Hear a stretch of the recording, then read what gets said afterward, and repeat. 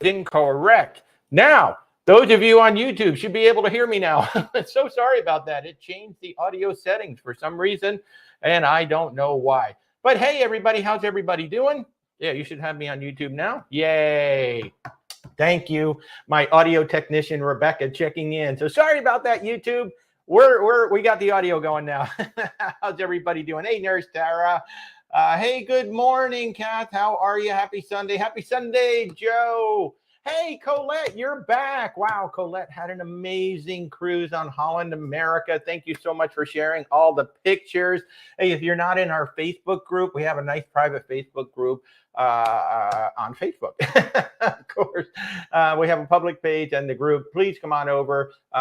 It's lovely to see our clients like Colette sharing photos of their travels. And oh my goodness, there were a lot of beautiful photos over there.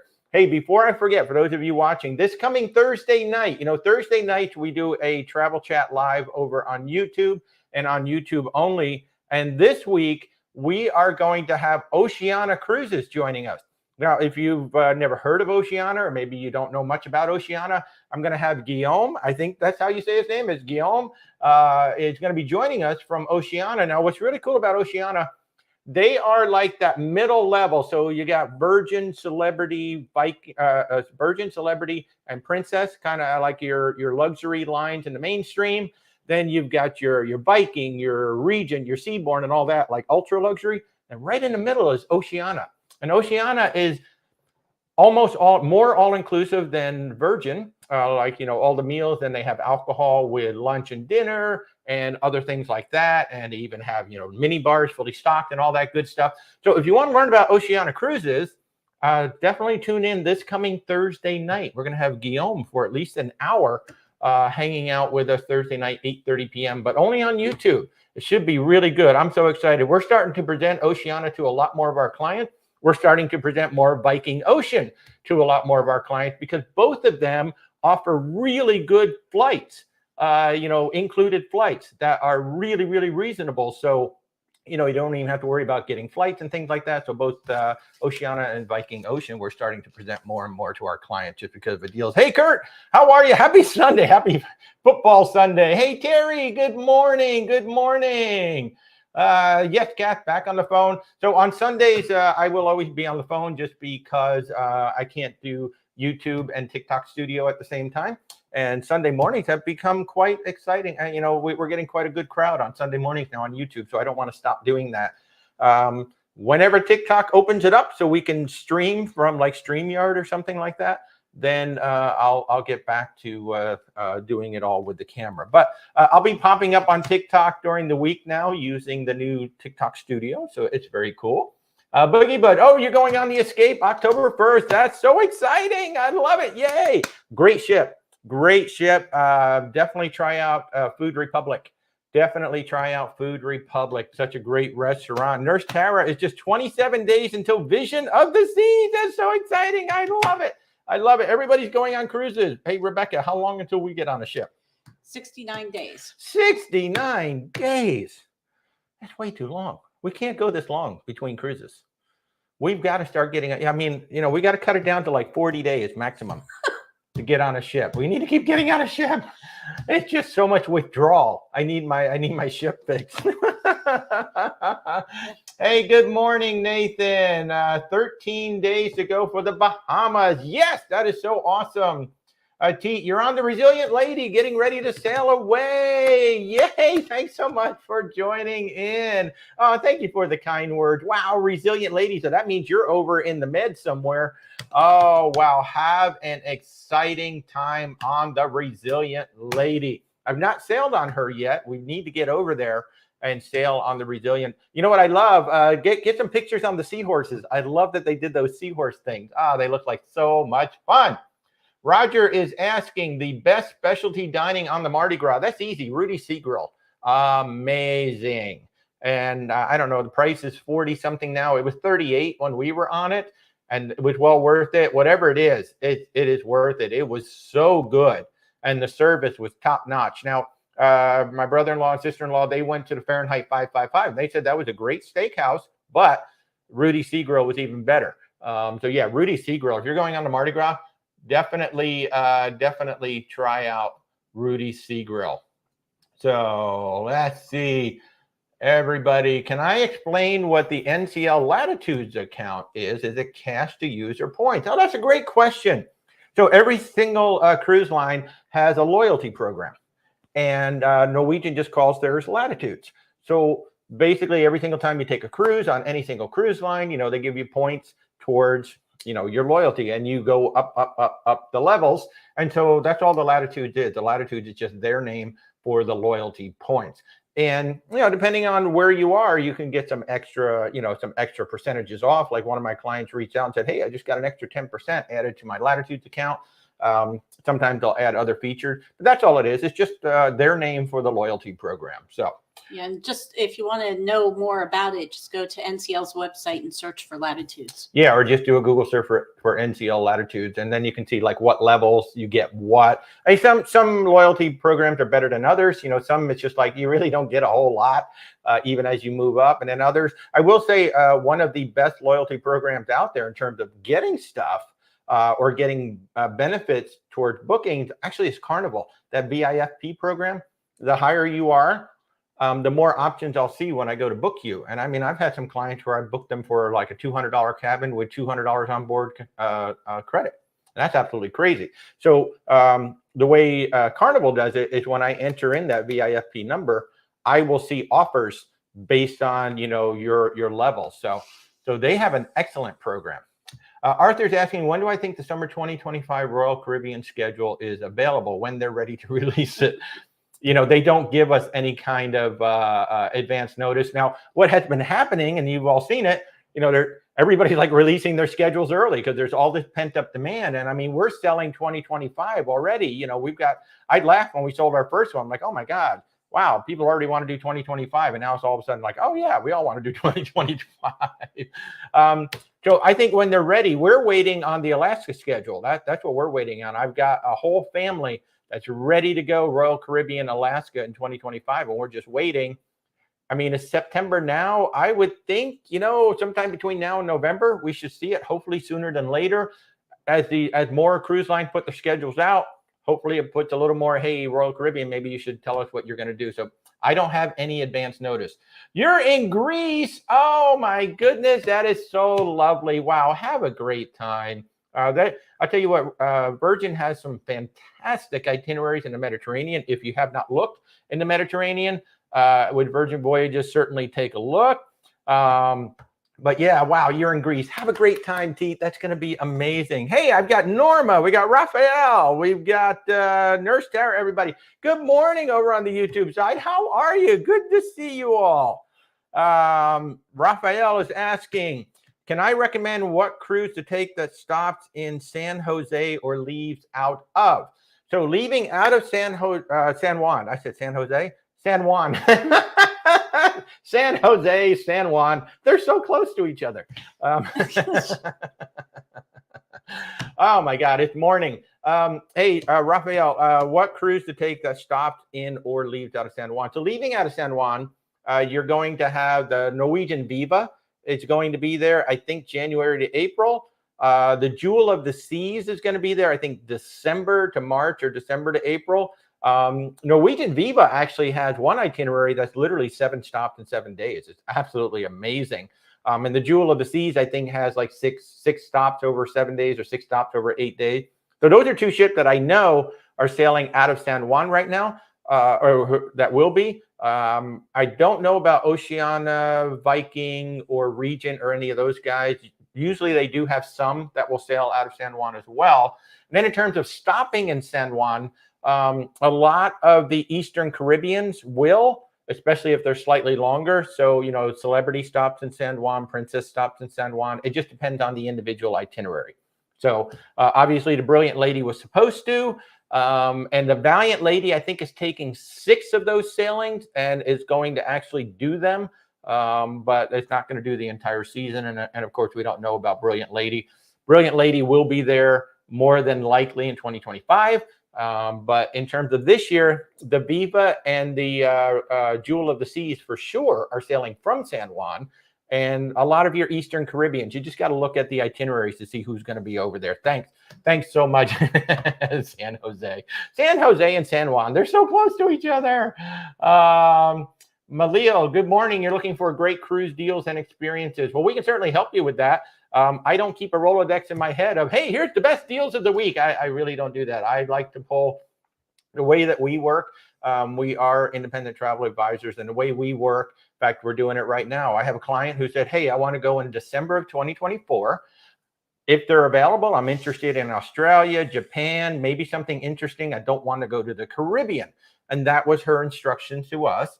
And we have pulled actually 5 cruises that we will be presenting to her later on today. So that's how we work. I don't just throw out, hey, here's your special of the day. I mean, there's a whole bunch of cheap cruise websites out there. If you don't care about customer service, you don't care about follow-up after the sale, whole bunch of cheap cruise websites out there that you can peruse. But if you want actual personal service, that A is going to find you the best cruise for value, and 2 is actually going to be there for service after the sale, certainly reach out to us.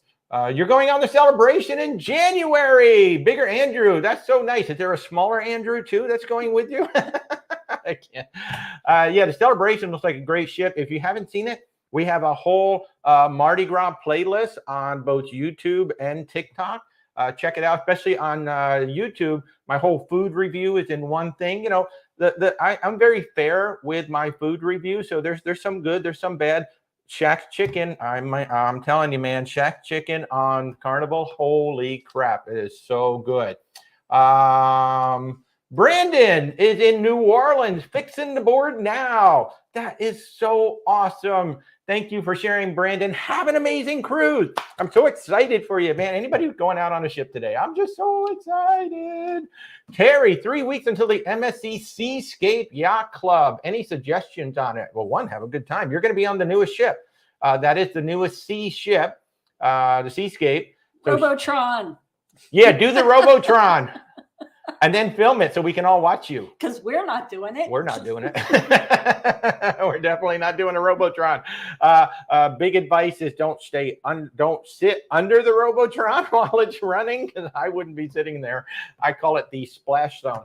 But anyway, so suggestions. Well, one, definitely enjoy Ocean Cay or Ocean Key. I love that private island. It was just so beautiful. Now, keep in mind, you need water shoes because it's a lot of rocky shores, and I understand the yacht club beach area is really, really rocky. So definitely have some good water shoes. Bring with you. We did the, I don't know what the restaurants are on Seascape, whether they have that Asian kitchen market or not. We did the Asian kitchen market on the seaside, and it was amazing. We did the 3-night dinner package. It was like $109 per person. Of course, you're going to have the yacht club restaurant. You're going to have the yacht club pool. I will say that throughout the ship, I don't know what they have in terms of that benchy chocolate, but if they have that chocolate shop that makes the affogato the way that you saw it on my seaside video, those are amazing. I think it's like $7 or something like that. And from what I hear from our friends who were in the yacht club on the same sailing we were on, the affogatos in Vinci were superior to the affogatos in the yacht club. Yeah, I mean, the ones in the yacht club were your typical affogato, you know, where they put a scoop of ice cream and then they just pour the coffee over it. Whereas in Vinci, I mean, I had gelato, I had chocolate syrup, I had whipped cream, I had nuts, I had all this stuff. Oh, it was just so incredible. Oh, sorry, Roger, if you're not much on seafood due to allergies, then I guess Fahrenheit 555 would be your choice. Go try the steakhouse on the Mardi Gras for sure. What about casino loyalty programs? Heard a lot of good things for return on low level of gambling. Ultimately, you are paying for it. You know, I've heard from some gamblers saying, hey, you know, I sail for free all the time. And it's like, you're not sailing for free. You are spending enough in the casino that the cruise line wants you to come back. So, yeah, I mean, they're decent. I actually have a couple of casino clients, but then you have to play. So I don't play. I would rather spend my money on a good dinner or on a really interesting shore excursion than gambling. I used to work in a casino, so I know what the house odds are like, and I know that the odds are the worst on a cruise ship. So Big Bird, can you upgrade the free flights from NCL? That I don't necessarily know, and I actually don't recommend that anybody actually use the air service from NCL because they seem to have the most problems from a lot of folks. I've heard a lot of complaints about the NCL free air program. So we don't book any of our clients through it because there seems to be, especially if you want to get in touch with them after the fact, there seems to be a lot of issues trying to get in touch with them.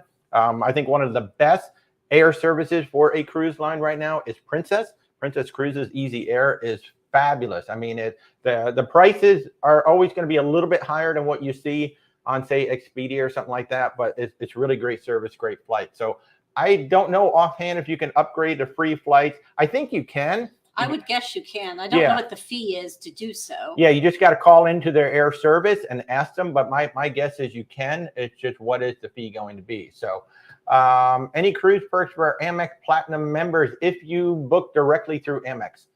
That's it. So you have to go through their services. I have no idea how good their services are for cruises. We've never used them. You just got back. Oh, small town. You just got back from Alaska on the Discovery Princess. It was fantastic. Oh my goodness. That is amazing. You know, Alaska is just one of those things, you know, you've got to go to Alaska, because all the pictures that we take do not do it justice. I mean, I took over 3,600, 3,700 photographs when we were in Alaska. And you look at the photos afterward and you're like, that doesn't even like cover like a tenth of what I really saw and experienced. They're still beautiful photos. I know they're great photos, but it's just like, you just can't, you've got to actually be there and stand, and you know, you got your 360 view. It's amazing. So I'm glad you had a good time. Anybody who thinks the Norwegian fjords and Alaska are completely interchangeable, yeah, according to Steph, they are totally different experiences. Ben and David too. Yeah. Yeah, if you watch our friends Ben and David or Stephanie on the Sean and Steph channel, they did that Norwegian Spirit cruise. That was Hawaii, Alaska, and Ben and David were saying that, you know, we thought Alaska was going to be kind of like the Norwegian fjords, and they were like, nope, this is a totally different experience. Those are two great sets of blogs, by the way, if you haven't seen them yet. Cruise with Ben and David, who we are very proud to be a travel partner with, and the Sean and Steph channel, equally proud to be a travel partner with Stephanie Mullen as well. So check out those vlogs. They're absolutely amazing. Let's see. Nurse Tara's asking, I bid for a room upgrade on Royal Caribbean. When will I know if I got it? When Royal Caribbean tells you. I don't know if you're past final payment. You certainly have to wait. The bids don't start till after. That's true.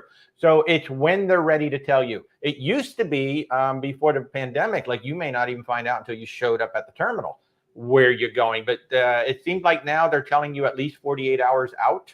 So it could be any time from now until about 48 hours before the cruise. You'll find out if you got it. So, because keep in mind, they're still selling the cabins. So until they close the ship and stop selling the cabins, the cabin that you're bidding on is still up for sale. So yeah, so you'll just have to wait until they're ready to tell you. I mean, Royal Caribbean, it's their sandbox. So the cabin you're bidding for may not even technically be available currently. Right. So keep that in mind. You know, to the bidding process on cruise lines, you know, it used to be that if they had an extra cabin available, hey, you know what, would you like to move up to this cabin? And they would just give it to you. That's how it used to be. You show up at the terminal and be like this nice little surprise. It doesn't happen anymore. And now they have that whole bidding process now. Hey, you can bid up to an ocean view, a balcony, a suite, you know, a big suite, whatever it is. And when the bidding process starts, whatever whatever you're bidding on may not even be available. It may be like that whole, all those balconies are gone, the one that you bid on.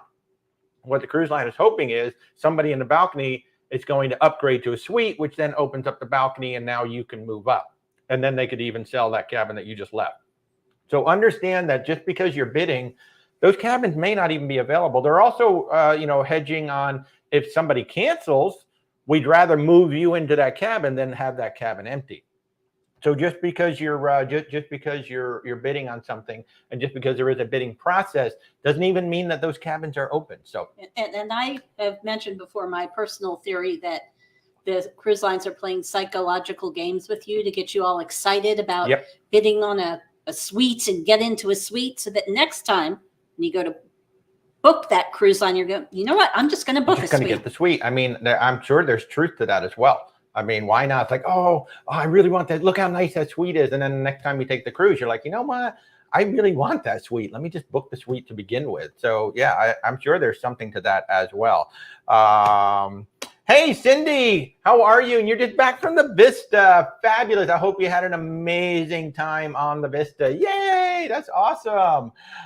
Terry, I booked your MSC World American 2025. Yay, that's right. Yay.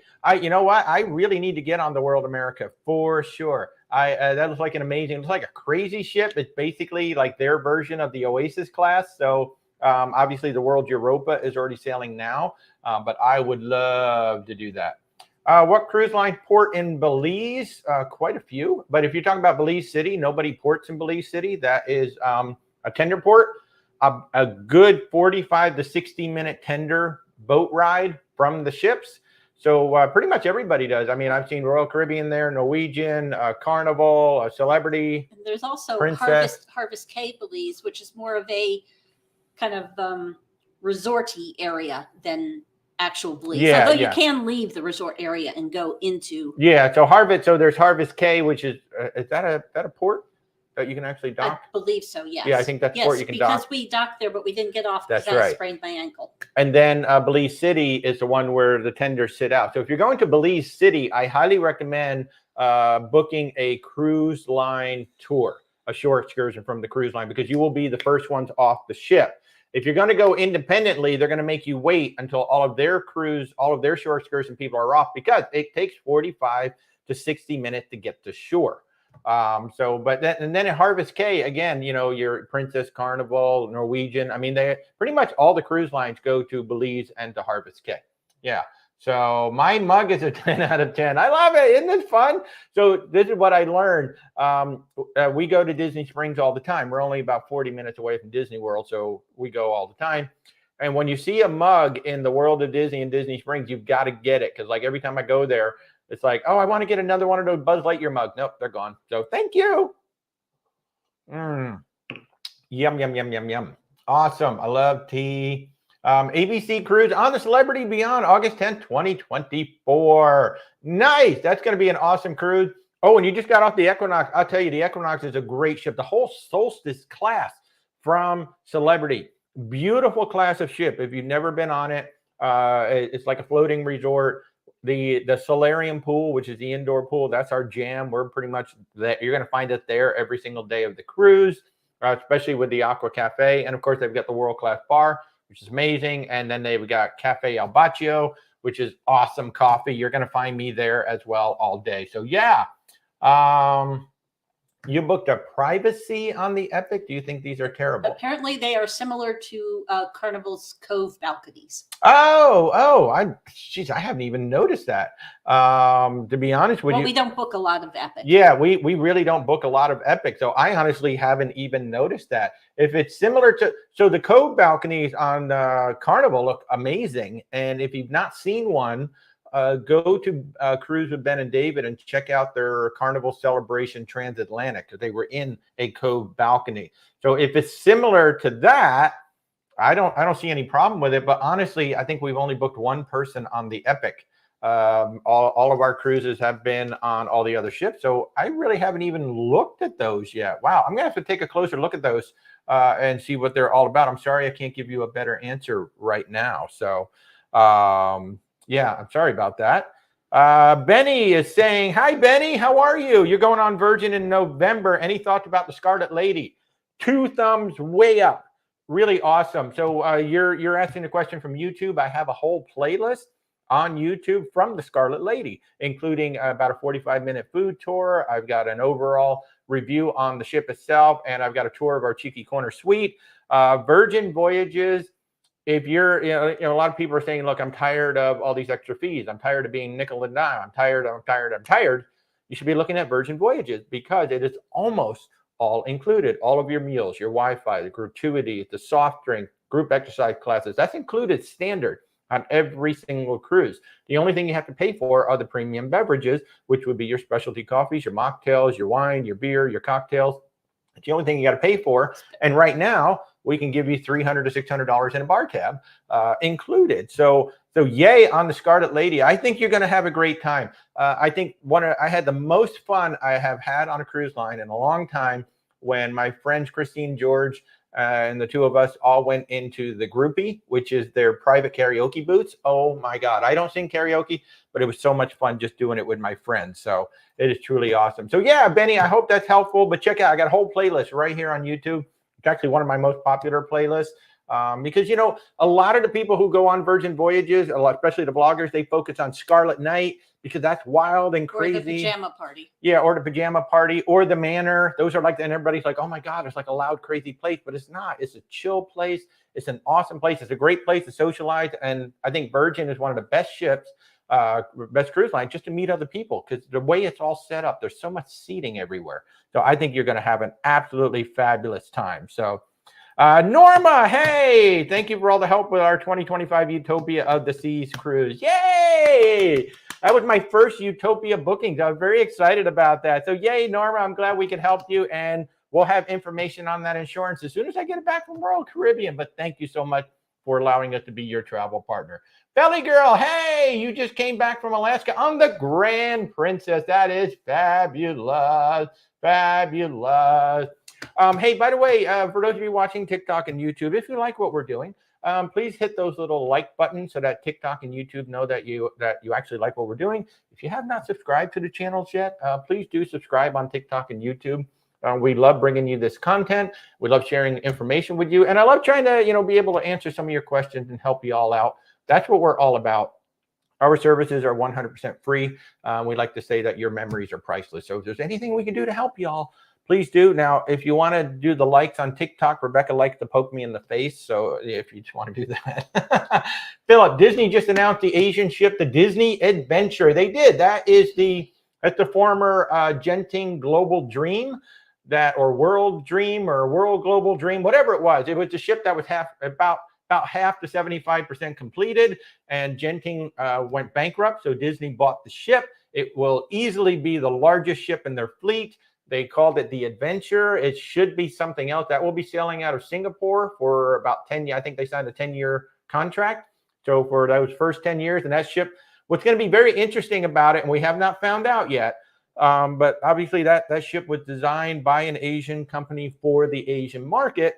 Casinos are really big in the Asian market. So, you know, we're all wondering, will that ship have a casino? It's kind of like split 50-50. A lot of people are like, no, they're not going to have the casino on there. I don't know. It's going to be very interesting to see whether or not that ship has one, just because it is specifically, like, you won't see that coming over here to the U.S. unless it does some sort of a world tour. But we won't see that ship over here in the U.S. Probably for at least 10 years, even if them. And just a couple little housekeeping things. If you want to ask about Virgin, make sure not to actually use the word Virgin on TikTok. Because they will ban your comment. If you're trying to ask us about Virgin Voyages and you see that the comment keeps getting blocked, that's not us. That is TikTok. So you can use VV if you want to ask a question about Virgin Voyages on TikTok. Now, over on YouTube, there's no problem at all. You can say it all you want. But if you use the word Virgin on TikTok. And then the other thing is Walter will get to your question. So be patient. Don't have to ask it multiple times. He'll get there. I talk a lot and I try to answer everybody's question. So yes, if you're asking a question, you can just leave that question there. We will get to it. That's one of the good things about Rebecca. If I go past the question, she makes sure that I get back to it. So thoughts on the NCL Gem. So that is a smaller Norwegian ship. It does not have all the bells and whistles. It's better. I think those ships are better for adults. You know, because it doesn't have all the water slide and things. So if you're bringing like a bunch of kids or a bunch of families on there, they may not enjoy it as much as if you were on a breakaway class and up. That has all the other things. But we've been sending clients out on the Pearl, the Jade, maybe the Gem. I can't remember if the Gem's been in there. They do tend to do more interesting itineraries. They do. And so far, the feedback has been great. Like Stephanie, man, if you saw that NCL Spirit, they just got the $100 million stem to stern makeover. I mean, she was just like, that ship was amazing. So if you're looking for a smaller ship experience, we've been getting a lot of great feedback on those smaller Norwegian ships. Belly Girl, oh, you did the Harbin Marv whale watching on the Grand Princess. It was the best whale watching trip. That is fabulous. Fabulous. And if you haven't heard us talk about this, if you are going to Alaska in Skagway, you want to do Temsco helicopters, TEMSCO. Temsco helicopters. They have a helicopter tour to the dog sled camp. They have helicopter tours to the glaciers. And know that the one to the dog sled camp can be canceled because if there's low-hanging clouds, they can't go. But they'll give you the option to go to the glacier instead. If you're going to Juneau, Harv and Marv whale watching, we have sent so many clients on that one. Now, we haven't. We just recommend it. We don't have any affiliation with Temsco, Harv and Marv at all. We just booked them and we love them. And then if you're going to Ketchikan, Island Air Wings and pilot Michelle, if you want to do like a float plane tour, she's supposedly the best. We had her booked, but the clouds, again, it was low. It was raining. We couldn't go out with her. But we went out with Temsco helicopters. We did the glacier tour, and we went out with Harv and Marv. And everybody that we've recommended Harv and Marv to, they've all come back and said, oh, my God, they're great. So, yeah, Harv and Marv. So, new media prof, Ben and David just did an episode on dangerous ports for LGBT thoughts. It wasn't necessarily just LGBT, and it was really funny. When we saw that, the name of the episode, I said to Rebecca, I said, I wouldn't be surprised if it's Falmouth, because that's the one that we won't get off at either. And sure enough, it was Falmouth. It's the one they were talking about. I mean, obviously, from an LGBT perspective, Walter and I can't speak to that. I would trust Ben and David's opinion. But from a pure safety standard. From a pure safety standard, I would not recommend any of my clients, and I do tell all my clients is if Falmouth is on the itinerary, do not leave the secure port area unless you are on a cruise ship tour. That's the one place. That's another place where I would recommend if you're going to leave the port of Falmouth, go on a tour that you book through the cruise line. Do not just leave the gate and start wandering around. It is not a safe area. Now, Ben and David spoke about from the perspective of very, very aggressive barkers who were trying to get them to do tours, trying to get them to do this, and then they wanted to charge them because supposedly he was a tour guide taking them around. It's crazy. But Falmouth, trying to sell them drugs. Yeah, just from a safety perspective, Falmouth, Jamaica, for me, is a port that nobody should leave. You can go down into the secure port. You can leave the ship. That whole port area right there is secure. It's got shopping. I think it's got a Margaritaville. It's got restaurants. So if you just stay in the secure port area, I think it's good. But they hit it on the nose with stepping out. So absolutely, and that's just safety. That has nothing to do with LGBTQ. That has everything to do with anybody who leaves the port area in Falmouth. Although they did also have problems because of their relationship. Well, they did. They did. So Edward is boarding the Discovery Princess in 2 hours for 7 days. So you are in Alaska. Yes, Edward, have an amazing time in Alaska. Go have a great time. A great time. Cuts and curls. Can you go to the port and see if they have last minute deals the day of the cruise? That's a great question, and I've gotten that before. The answer is no, because the cruise lines have to give the passenger manifest to the Coast Guard no less than 48 hours before the cruise. And most cruise lines are now closing out the cruises at least 2 weeks before the cruises. Like they'll just close it out. It's done. We're not selling anymore. Sometimes a month out they're closing depending on the itinerary. So no, you cannot just go to, I've gotten this question multiple times. At least not in the U.S. Back in the day, yeah, at least not in the U.S. I don't know what it's like over in Europe, but certainly here in the U.S. you can't. But if you watch like the old episodes of Love Boat, you actually see that people show up and like, yeah, I'll take a cabin for this cruise. And it's like, yeah, no, you can't do that. And they're already on the ship, which is hilarious. I don't even think they would have allowed that even back in the day. Like let you actually get, well, actually, no, back in the day, you were allowed to actually get on the ship and see people off and then leave. But no, that would be so cool if you could do it. But today we cannot.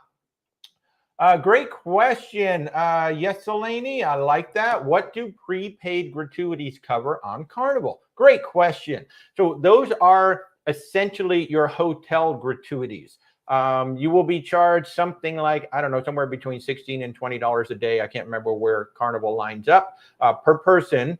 And that goes to your room steward and your dining servers. And most importantly, everybody behind the scenes that you do not see. There is like a whole army of people that you will never see on your cruise ship. So you see your room steward, but behind that room steward, there's about probably 400 people laundry, dishes, maintenance, plumbers, technicians, all of that are all behind them. And so your gratuities are spread out over all of those people. And that's mainly what your prepaid gratuities go for. And then if you think that you've received exceptional service from your room steward or another crew member on board the ship, you are welcome to tip them extra. We typically do tip our room steward, and I typically tip my favorite bartender. I'll always find one bar on every ship where I just connect with that bartender and do it. So Nurse Tara, would I recommend a chef table on Royal Caribbean small ships, or should I wait till I get on a bigger ship? I don't know that there would be much of a difference. To be honest with you, it's a small dinner. It's only 8 to 10 people. You are being cooked for specifically, just for you. So big ship, small ship, it's going to be a similar dinner. So if you want to do the chef table experience, just do it. That goes for all of you. It's around $100, maybe up to $150 per person, depending on the ship you're on, depending on the type of chef table. But a chef table experience is usually no more than 10 people at a table. The chef comes out before every course or as the course is brought out, and they explain what you're about to eat. And that meal was prepared just for the 8 or 10 of you. We did it on the Symphony of the Seas. If you want to see what it looks like, go to my Symphony of the Seas food tour. It's on YouTube. And I didn't even shoot. I didn't like do my normal thing during the meal because I just wanted to enjoy it. It was like 100, 110, something like that. I can't remember. Because we used onboard credit too. Yeah, we did use onboard credit for that one. But it's a fabulous meal. And it was one of the best cruise meals we've ever had. We happened to be on the Symphony of the Seas when we did it. Royal Caribbean, at least as of last December, the chef's table included a wine pairing. Some cruise lines, the chef's table does not include the wine pairing, but you can add that. Yeah. But with Royal Caribbean, at least as of last December, it included the wine pairing, and it was nice. It was absolutely lovely, and the head server would explain the wine as he was serving it, and it's a lovely experience. It's about a 2.5 hour, maybe 3 hour experience. It's a relaxed meal. I think everybody should try chef table at least once on a cruise. It's a lovely, lovely experience. Well, once in your lifetime, at least. Yeah. Bill is on the Norwegian Sky. Hey, Bill, how are you? Good to see you. Hey, Christy, how you doing? User 251, any onboard credit promotion for Norwegian? Not to my knowledge right now, but what they are doing, this is really good. A lot of people don't know this. They have a program called Cruise First now, which you pay either $150 or $250, and Norwegian turns that into $300 or $500 when you make your deposit on the cruise. So there are some onboard credit promotion, but what Norwegian does a lot, and I really don't understand this, they do an onboard credit of $50 or $100, and then they reverse it back into your cruise fare. So it's like, well, why don't you just give a $100 discount instead of doing that? So I don't know of any good onboard credit. They don't do a whole lot of onboard credit. They do that free at sea. That's like their big thing, right? They're going to give you the free at sea. You pay about $153 per person for the drinks and about $16 per person for the meal. And that's what they do. So you want to book a first cruise ever. What's your advice? Well, the big advice is work with a travel advisor, because there are so many cruise ships out there, so many cruise lines. And it's really hard, especially if you're looking at it for your first time, to compare apples to apples across the cruise lines or even across the ships in the same cruise line. And in some ways, the cruise lines do it on purpose because they really don't want you comparing like Royal Caribbean to Norwegian to Carnival. Once you're on the Carnival site, they kind of want you to stay there. Norwegian, they want you to stay there. So a good independent travel advisor will help you navigate that and pick the right ship. The biggest thing is making sure that you get on the right ship for you and the type of vacation that you want. Some ships are very adult-centric. Some ships are going to have a lot of kids. Some itineraries are going to be more advantageous to just hang out on the ship, whereas other itineraries are going to be, we got to go. So it really depends on what you're looking for out of your vacation. It's not that much different than researching a land-based vacation. It's like, how much do you want to spend? Where do you want to go? When do you want to go? When you want to go is a big factor, because not all of the ships are available at all of the ports at all times. Like especially on the West Coast, a lot of the ships are up in Alaska for May through September. And so if you're looking at, Mexican Riviera or something, you're not going to have all that much to choose from in that time frame. Florida is jammed up during the winter time. You want to go on the newest ships in the winter? They're all going to be in Florida probably, or Texas or New York. So it really is advantageous for you to work with a good travel advisor. I mean, we'd love to do it, and our contact information is here, but whether it's us or one of our many thousands of colleagues out there, work with a good travel advisor. We don't charge any kind of a planning fee. There are travel advisors out there who are now starting to charge, a planning and a research fee. We do not. We just simply get paid a commission by the travel partner afterward. But that's the biggest advice that I can give to anybody. We cruised for 20 years before we became, or almost 20 years before we became travel advisors. We used a travel agent on every single cruise. And, that first one, it was so critical because we spent probably 3 hours on the phone with our travel advisor. And, she was explaining, we were looking at different ships. We were looking at different places on the ship. What's the difference between this ship and that ship? They're both print, but they're so different because they were two different classes of ships. And the experiences on board were going to be different. So, I mean, like I said, we spent over 3 hours on the phone with her before we finally booked the Caribbean Princess, and we got the aft cabin, and we had a great time. We had an absolutely fabulous time. I mean, the only thing that we knew was that it had to be Princess because Rebecca loved the Love Boat. So we knew that our first cruise had to be on Princess. But then beyond that, we needed all kinds of advice. So I would strongly recommend, whether it's me or somebody else, work with the travel advisor so they can find the right ship. If not even the cruise line, it's the right ship for where you want to go and what you want to do. So, Frank, how are you, Frank? Good to see you. Boogie Bud, thoughts of cruises to Italy? Yes. Please take Please us. go. I fit in full-size luggage. I'll go with you. I mean, you got Princess, Celebrity, Royal Caribbean's over there. Virgin is over there. Viking, Oceania, Regent, Azamara. I mean, my goodness, the sky's the limit. So yeah, there's all kinds of great cruises. Now, the thing about Europe in general, and this is like across the board, you need to understand where the ship is docking and where that city really is. So for instance, Rome, you can't take a cruise ship to Rome. If you could, that'd be pretty amazing, but you can't take a cruise ship to Rome. So the cruise ship dock in Civitavecchia, which is 1 hour away. That's kind of a common theme around the Mediterranean. You don't dock in Athens because you can't take a cruise ship to Athens. So you dock in Piraeus, which is like 45 minutes away from Athens. So that's the big thing when planning trips to Europe. If you say, oh, hey, we got 8 hours in Rome. No, you really got about 5.5 hours in Rome because you got that hour to get there, spend the time, about an hour, hour and a half to get back. So you definitely need to factor that in when you're planning a European trip. The big one to be aware of is Venice. Because there's like 3 or 4 different ports, depending on the size of the ship, that get used for Venice. And some of them can be up to 3 hours away. Yeah. So, and Barcelona, we're watching that right now because Barcelona has a new cruise port that is under construction an hour away. It's supposed to open in the spring. As of right now, Barcelona has said the ships can't come to the first pier that's right up against the city. They've got a dock at the second pier that's further out. But we're all keeping an eye on what happens when that port opens. Will Barcelona just say no more? Everybody go to that port. So we don't know. What do I think is the best cruise line to go to Alaska on? Number 1 would be Princess. Number 2 would be Holland America. Number 3, maybe Celebrity after that. But the reason why I say Princess, number 1, they've been going there almost the longest. Holland America has actually been doing it the longest. But Princess and Holland America have the most passes to Glacier Bay National Park. It is a national park. You need a pass to get in. And Holland America actually has the most. Princess has the second most. And then Princess and Holland America, really, they have the longest standing connections with all of the vendors up there.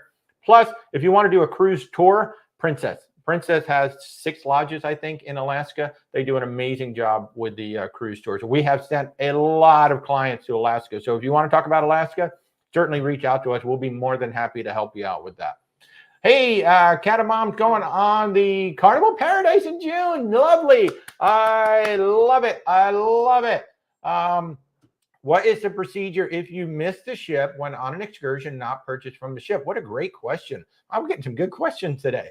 If you miss the ship, there is going to be a, what do they call it? Port agent. Port agent. That's it. There's going to be a port agent there. And if you miss the ship, the dock workers or whoever's out there in the pier, tell them I need to see the port agent. Now you're going to go to the port agent. And from there, you're going to determine, what can be done at that point. Can you be taken to the next port, or are you going to have to be taken to the U.S. Embassy or just to the airport and flown home? But it all starts with the port agent. And I have heard that the ship's security will go in and at least look in the room safe to see if your passport's in there, and they will leave that with the port agent if they can find it. Yeah. So, and that means like you're late, you haven't shown up. Now, cruise ship typically will wait maybe 30 minutes. That's about as much as they're going to wait anymore because they're on tighter schedules than they used to be. So they might wait 30 minutes for you. But if you're not there, like Rebecca said, at that point, they may go into your cabin and see if your passport is in the safe. If it is, they will leave it with the port agent, and then you can pick it up from there. But the procedure just depends on where you are in the cruise. Like if that was the last port stop, well, then you just got to get home. And it is going to be your responsibility to pay for that trip home. Exactly. So travel insurance, people, you got to have travel insurance. I don't think travel insurance would cover it if you miss. Oh, that's a good point. I don't think they'll cover you if you miss the port just because you missed if you got sick and had to or got injured. That's one thing. But if you lose track of time. Yeah, that's true. If you just plain old miss the ship, yeah, they probably won't. So that will be up to you to pay for that. Aaron's asking if we tried out the roller coaster on the Mardi Gras. We did not. I didn't feel it was worth the $15. So, but my sister-in-law did it. My nephew did it. They said it was fun to do it once. It does look like on the Celebration, however, they have a camera. So at least you can get the footage. On the Mardi Gras, they didn't. So that was really cool. No, we did not do Family Feud either. So sorry about that. Let's see. Good morning. Do I have suggestions for a European cruise, which includes Spanish and Greek ports? Certainly, again, Princess, Celebrity, Royal Caribbean, all three of those have it. Virgin Voyages has some really nice ones. Holland America has some. We haven't really. They're generally going to be a bit longer because most of them will either do Greece, Croatia, Italy, or Italy, France, Spain, or you could get a longer one that's going to do. It's going to do all of them. But Princess, Celebrity, Royal Caribbean, Holland America, Virgin Voyages has some really nice ones as well. Well, they don't. They have ones that do the Spanish ports and the Greek ports. I don't think they have ones that do both. I thought that some of the newer ones. Oh, well, I don't know about those. They've got new itineraries coming out tomorrow, so we'll have to take a look and see. But that's pretty much it. And it is a little. Generally, you don't get the like Barcelona. Well, yeah, you're going to get Barcelona and Athens on quite a few of them. So. It'll hit them. But yeah, so those are the cruise lines. I don't have a specific cruise. If you want to reach out, we'll be happy to find one for you. There's also Oceania, Viking, and Azamara. They have some really interesting cruises that might be, 12, 14 to 20 days as well that are going to hit a lot of ports. And the thing is, when you get on those smaller ships, you start going to ports that the big ships can't go to. That can be more interesting. You can get into some smaller ports. Sometimes you end up closer to the destination where you really want to be. In fact, in the Venice ports, the smaller ships can get to a port that's, I think, about 40 minutes, an hour away, versus the bigger ships that are going to be 2 or 3 hours away. Exactly. Like Azamara goes to Bordeaux, France. And when they say Bordeaux, France, they're literally pulling into Bordeaux, France, whereas the big ships can't do that. They can't go up the river to get up there, whereas the smaller ships can. So, yeah. Good morning, Las Vegas. How are you? Cheryl, they canceled your Valiant Lady cruise for February. That must be one of the ones that they're sending over for the Brilliant Lady instead. So, yeah, sorry about that. But you did get a great deal.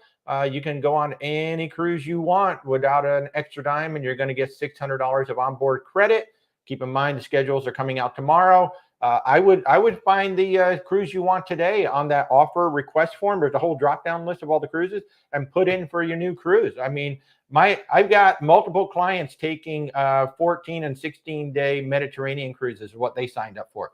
And they only paid for the 7 nights on the Brilliant Lady. They're actually excited. This is the first time I think I've had cancellations where my clients are excited. They're like, oh my God, we can take any cruise we want. This is awesome. Let's see. We've got somebody celebrating their 40th wedding anniversary in May 2024. We would like to go on a river cruise on the Rhine. Any suggestion for a cruise line? Obviously, Viking is the one everybody knows. Avalon, AMA Waterways are lovely. Uniglobe is lovely. Uniworld is lovely. You've got Scenic, you got Emerald. It all depends on what kind of stops you want, how long you want it to be, and what kind of amenities you actually want on the river ship. So if you want to reach out, but that's, AMA, Avalon, Uniworld, Scenic, Emerald. Then there's some smaller brands out there as well. So, and of course, Viking. So we are trained, I can't remember what they call it, but we're at the top level of Viking. So we're fully trained. They don't really have a level. They're just, you're either done or you're either done or not. So, I mean, if you need any help, certainly reach out. We'd be happy to help out. Our links are in the description on YouTube. Just reach out. We'll be more than happy to help you. But yeah, there's a whole bunch of them now. There are a whole bunch of them now. Let's see, 35, even better, 35 days until your cruise on the Carnival Panorama.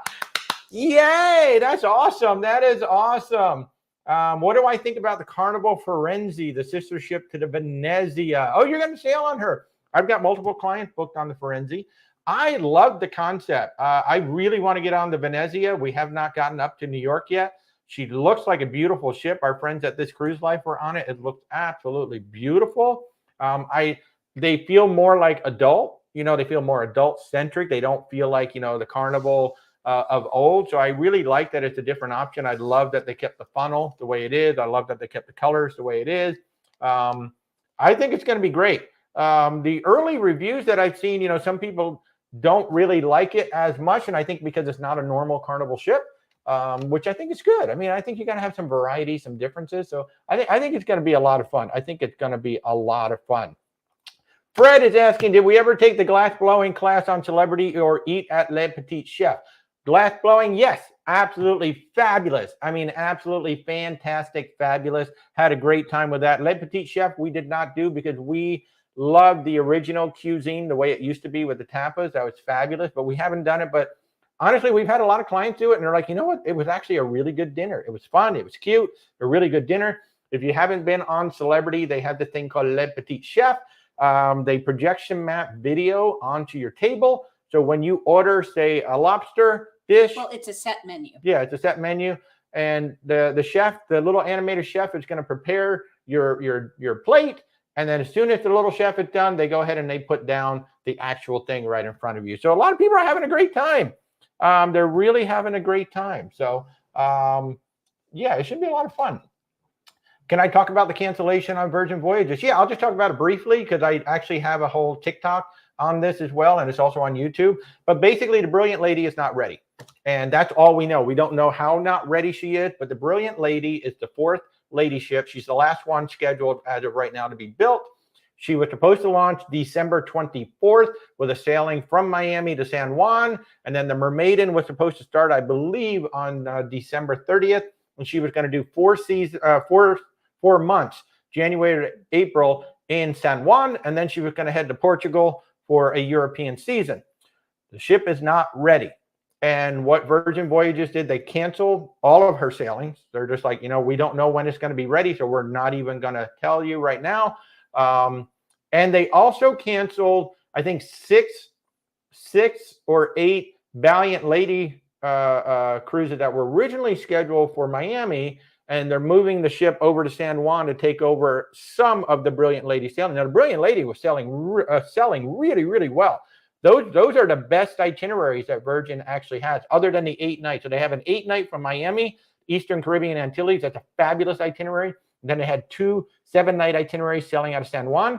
The ship isn't ready, so they canceled everything. But what Virgin Voyages has said, and nobody, I mean nobody in the cruise industry has ever done this to my knowledge, they have said, if you were on the Brilliant Lady or you were on the Valiant Lady and your cruise was canceled, you can take any cruise you want. Same category. Doesn't matter how long the cruise is. You do not pay another dime for your cabin. So the Brilliant Lady is a 7-night cruise. I have clients now booking 14 and 16 nights in the Mediterranean.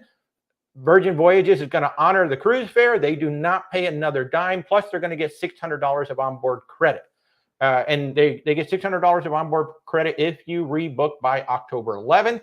They have until, I think, December 28th to decide whether they want to just take a full refund or rebook. And that is an option too. You can take a 100% refund, no harm, no foul. Now you can go book yourself on anything you want. But if it was me, and I kind of wish I'd have booked a Brilliant Lady cruise last week, so I could have taken advantage of this. But that's the deal. So the ship isn't ready, but to their credit, I think Virgin did about as good of a job as I never anticipated they were going to do an offer like this. It was absolutely amazing. So which Alaska cruise line would I recommend for families? You're sailing the NCL Bliss in October. So for families, Princess is actually excellent. I don't know how old the kids are, but Princess has this whole kids club plan with Discovery at Sea. So, Discovery Channel, they have an amazing plan. Of course, you don't have all the, the bells and whistles up on the top of the ship. And then beyond that, and the puppies in the piazza. Oh yeah, and then they have the puppies in the piazza, so they bring dog sled puppies into the piazza. I mean, how fun is that? And then beyond that, Disney has. What I like about Disney is Disney has either the Magic or the Wonder. It's their smaller ship. Smaller ships are better in Alaska than big ships because they can get into the ports a little better. And then if something happens to a port, generally there's a secondary pier that they can tie up to that the big ships can't. And plus, Alaska's so port intensive and you're off the ship a lot, you really don't have time to do a lot of those extra bells and whistles that are on the big ships. Yeah, you just don't have time because you're off the ship. It's basically a river cruise with a really big ship. That's really what Alaska is. Of course, Royal Caribbean, but if you're going to do Royal Caribbean or Norwegian, I would do the smaller ships. I would not do, even though like Quantum Odyssey, they were designed specifically for Alaska, with the North Star and all of that stuff. They're still really big ships. These are small ports. These are really small ports. So I would look at the smaller ship, your Disney, the Princess ships are excellent. And Princess has really good kids programs too. So Holland America has them too. From what we hear. Yeah, Holland America has them too, but I still lean into Princess. And then Norwegian, Royal Caribbean, if you go on the smaller ship. Don't go on the biggest ship. That would be me. Feel free to reach out if you'd like us to talk about it. Kel, look forward to chatting with us today. Yay! So Kelly is another great example. Hey, here's the parameters that we want. And can you find us some cruises? And if I remember correctly, I think Kelly might have even come to us with one cruise and said, I'm kind of looking at this, but what else is out there? So we're going to go ahead and be presenting some options today. So Ocean, you did the helicopter Mendenhall Glacier through Celebrity, would not do it again, but great excursion. Those are expensive. Those are really expensive. Yeah. So I don't know if we would do the helicopter again, but yeah, it's great. I think one of the coolest helicopter excursions though, go watch Stephanie in Hawaii before they got on the cruise. She did that helicopter thing where they did the Jurassic Park landing in front of the waterfall. Oh my God, it looks amazing. What an amazing thing. Kenneth, hey, good morning. How are you? Good afternoon. Nope, it's still morning. Good to see you. Colonel Dave Dixon, 14 days to the seascape. Awesome. I love it. Boogie Bud saying chef table is an amazing experience. Yes, it is. Ocean, as a solo cruiser, can I sit at a different table at dinner each night? You just have to ask the dining captain. Well, why not? It depends also on if you've booked a fixed seating or you booked open seating. Right. If you booked open seating, you should be able to move around. If you booked fixed seating, they're pretty much going to put you at the same table every night. With the same people. Yeah, with the same people. But if you have open, cruise lines, each cruise line calls it something different. Yeah. But if you have the open seating, you can sit, eat whenever, sit with whomever. Yeah, basically. Yeah. In fact, like you can meet up with a group of people and then just all kind of stand in line together, if it's open seating and just say, okay, we're going to go sit. Any info about the Venezia? I don't know what exactly you're looking for, but it looks like an amazing ship. I seem to be seeing a lot of positive reviews. The negative reviews that I see, I think from reading between the lines, are people who were expecting it to be more like a Carnival fun ship. It sort of kind of is, but it's almost like a more adult version of Carnival. It looks fabulous. I mean, I really want to get on that ship. She's coming to Florida at some point. That's probably when we're going to get on it. I would love to get up to New York and do that sail away. I've not done a New York sail away yet. I know that's a shame. I grew up there too. Ricardo, oh, this is a great question, Ricardo. What are my thoughts on aft balcony rooms? My favorite. They are my absolute favorite. Oh, I've got my little bitty ship here, but you know, the ones literally right on the very back looking out at the wake. That was our first cabin almost 20 years ago on the Caribbean Princess. I love it. You will hear the wake. Just know that even with the door closed, you're still going to hear some of that, you know, you're going to hear that wake. It's like a waterfall sound. I love it. Puts me to sleep. And also know that you might get a little bit, depending on how low or high you are, you may hear and or feel a little vibration from the propellers down below, which I like. Although I don't know if I would do them, say, on the Carnival XL class, just because they have that big extended pool and outdoor area. So you're more looking down at that than looking at the ocean. Yeah, so know that's been like a trend with some of the ships of late, where the aft, they actually have like, even Virgin Voyages has it, where they have that deck sticking out.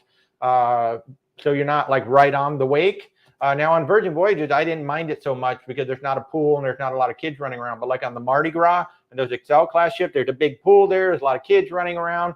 So when you sit out on your balcony, it's not exactly a quiet experience, a private experience. You've got all these people down below you. So which line has the best inside cabins? I would say, so Royal Caribbean has those really cool virtual balcony ones. Princess has really big ones, as we found on the Sky Princess. And really I hear that Holland America, I think, has 2 levels of inside, and there's a larger, one of them is larger, and I hear that those are quite nice.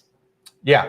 So it just depends on the cruise line, but I got to say that inside on Princess was amazing. Yeah, that was about 180 square feet, I think, or just under. Yeah. That was, you want to look at the square footage range. Right. I don't know that I would go much smaller than 160, maybe. Yeah, 160, 170. Yeah.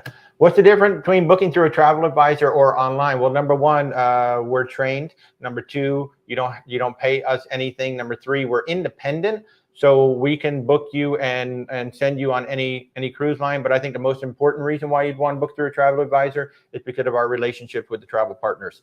I have, you always hear people, I got a guy at every single cruise line that's out there, or every single travel partner that's out there. In fact, I'm going to remind you that on Thursday night, we're going to have Oceana Cruises on YouTube at 8:30 p.m. Eastern time this coming Thursday night. So if you want to learn about Oceana Cruises, I'm going to have Guillaume coming from Oceana Cruises. So for example, if I book you on Oceana Cruises and we need to make a change or something's going on and I'm not getting the answers that I want from their support team, I'm just going to call Guillaume. I'm going to pick up the phone and call Guillaume and go, hey, I've got a client who's doing this. And I have done that. I've done that with Royal Caribbean. I've done that with Princess. I've done that with Virgin Voyages, especially. Oh my God, Tamika at Virgin Voyages is like the best. So we have these relationships with all of the travel partners. And so when you need changes, or especially if something goes wrong, say a cruise line ship is not ready and all the cruises get canceled. And now you're going to be on the line on hold for, 4 hours waiting for somebody to pick up. Whereas I literally, when all that news broke and everything was happening, I was on the phone with Tamika an hour later and we were talking about the whole situation and here's how it all works. So no rumor, no conjecture. I got the information directly from Tamika. This is how it's all going to work. This is some of the things that you might do, might not do. And then I was able to put together a game plan for all of my sailors. And once I understood what it actually was, that's the biggest thing, is that relationship. You just don't get that through a cheap cruise website. You don't get that through just a standard online booking. My prices are going to be exactly the same. I've shown you in the past how cheap cruise website and my price literally exactly the same, because they don't show it to you with the port fees, the taxes, and anything else that's going to be added on top. Whereas I do. When I present a price to you, that's all in. This is how much it's going to cost you to get on the ship. And they're like, well, it's $300 cheaper over here. Yeah, take it all the way through and put it in your card. It's like, oh, it's the same price, because they didn't put the $300 in port fees and taxes on there. So that to me is the biggest reason. Plus, we form a relationship. So now, as I get repeat clients, I know what you like. And if I see something come up that you might be interested in, I can send it to you and go, hey, you know what? You were on such and such. These cruises just came in. They might be something that you're interested in, and maybe you haven't heard of them. And I know the biggest thing that our clients love about us, they might come to us with a cruise and go, hey, I'm looking at this Norwegian cruise. And then we present them 3 more that they'd never even considered. And it's like, oh my God, These are great too. And then they may end up going with Norwegian. They may end up going with one or the other one. But that's the part I love, is showing things like, hey, did you consider this? So plus I can book land tours too. So now we're starting to talk about like, oh, Christmas marketplace, but on land instead of on a ship. So it's kind of interesting. Let's see. Anything else? Ken, hey, we talked about the Virgin Voyages cancellation just a few minutes ago. It's a bummer, but the deal that everybody's getting, I wish I would have booked on the Brilliant Lady before they canceled it. What a deal. You can go on any cruise you want, no extra fees, with $600 on board credit. Like I said just a few minutes ago, my clients are actually excited about the cancellations now. First, they were bummed out. Then they heard the deal and they're like, oh my God. So I've got clients taking 16 and 14-day Mediterranean cruises now when they were booked on a stay, and they're not paying any more for it. So it's awesome. It's awesome. Out of New Jersey, New York, the cruise lines are limited. Brooklyn is hard to get to. Actually, New York, New Jersey, you're getting a lot of cruise lines. You've got Princess, Celebrity, no Holland America yet, but you get Princess, Celebrity, Norwegian is up there, Carnival is up there, MSC is up there, and you got 5 cruise lines right there.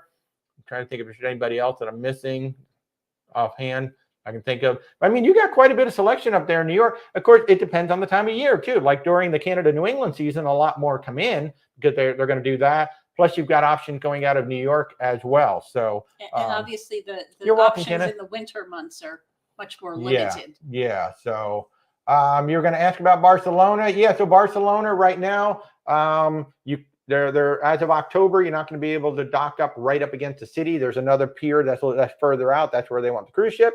But there is another dock being built an hour away. It's supposed to open in the spring. So we need to keep an eye on the spring. If suddenly the Barcelona City Council goes, okay, that's it. That dock is open. Everybody go there. So then you'll be an hour away, just like you are with Rome, just like you are with Athens and things like that. So we make a terrific team. Ocean says we make a terrific team. How about that? Okay. She's excited. She's smiling. So that's good. Oh, thank you, Nurse Tara. She's saying that Disney is in New York for a few sailings as well. That's right.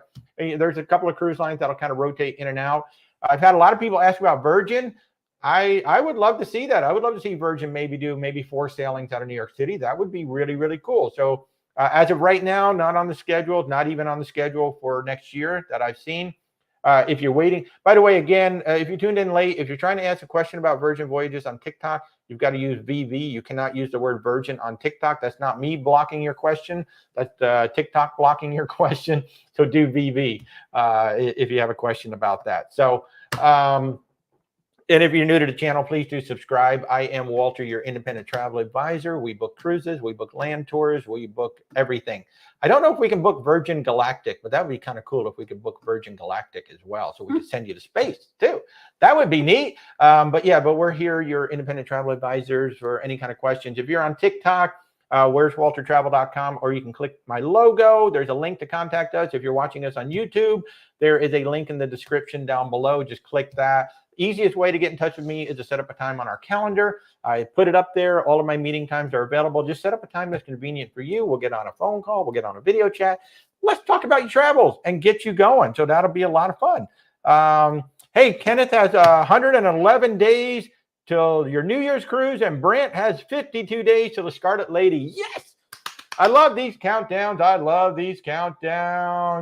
So, let's see. Do they still sell photos on board? A lot of cruise lines still have the photographers. Although a lot of them have switched, instead of, how they used to have the photos in little pockets on these big things in the hallways. Now most of them, it's digital. So you scan your cruise card, and the photos that have been taken of you will show up on a monitor. And some you can purchase still print them, or some just give them to you digitally, or you've got an option to do that. So Mike Perrin, good morning. Anthony M., you're taking the Getaway out of New York on 12/6 for a 10-day cruise. Rock on. That's going to be a good one. The Getaway, was that the ship we were on? Mm-hmm. Yeah, the Getaway is the one we were on. So the Getaway is the one where I sprained my ankle. Yeah, Getaway is the one that has the mojito bar out on the waterfront, deck 8, and they have a really cool dinner theater. If they still have it running, I hope they do. But they have a really cool dinner theater. They were doing like the steampunk meets Cirque du Soleil when we were on it. It was actually good. The dinner itself wasn't the best, but the show was pretty good. We had a great time. Yay.